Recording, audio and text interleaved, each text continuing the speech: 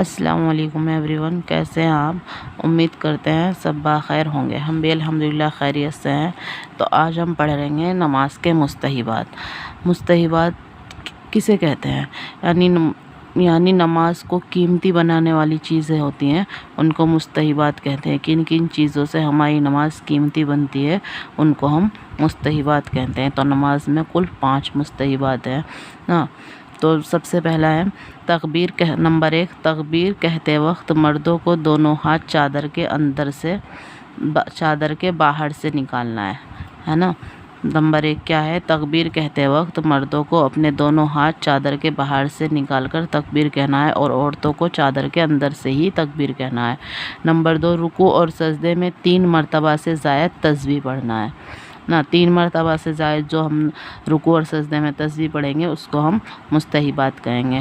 Number 3، جہاں تک ہو سکے کھانسی کو طاقت بھر روکنا ہے، یعنی اگر نماز کے اندر ہم کو کھانسی آ رہی ہے تو ہم جتنا ہو سکے اپنی کھانسی کو نماز کے اندر روکیں گے، یعنی اپنی کھانسی کو ہم روکیں گے، نماز میں ہی نہیں کھانسیں گے، جتنا بھی ہو سکے روکنے کی کوشش کریں گے انشاءاللہ تعالی۔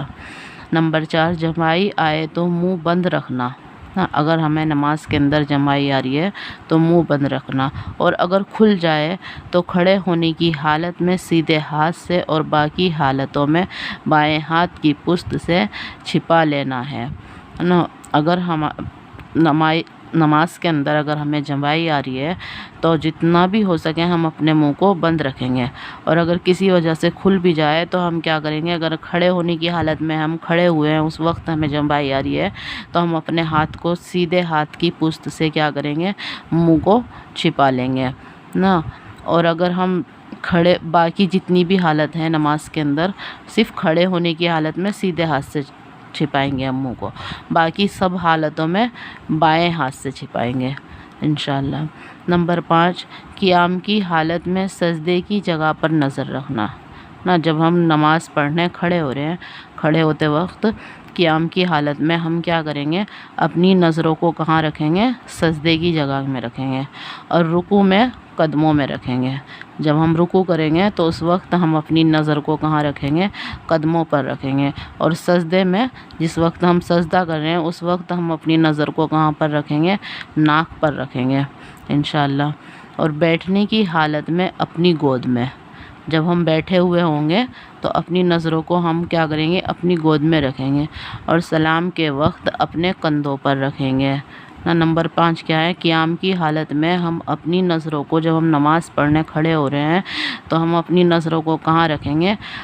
قیام کی حالت میں ہم اپنی نظر کو سجدے کی جگہ پر رکھیں گے، اور رکوع کی حالت میں قدموں پر رکھیں گے، اور سجدے میں جب ہم سجدے کی حالت میں ہوں گے تو ہم اپنی نظروں کو ناک پر رکھیں گے، اور جب ہم بیٹھے ہوئے ہوں گے، اتحاد میں بیٹھے ہوئے ہوں گے تو اس وقت ہم اپنی نظروں کو گود میں رکھیں گے، اور سلام کے وقت جب ہم سلام پھیرتے ہوئے ہوں گے تو ہم اپنی نظروں کو کہاں رکھیں گے؟ کندھوں پر رکھیں گے انشاءاللہ تعالی۔ ہم ان چیزوں پر دھیان دیں گے، ان کو سمجھیں گے، ان کو یاد کریں گے تو ہم انشاءاللہ تعالی اپنی نماز پر دھیان دے پائیں گے۔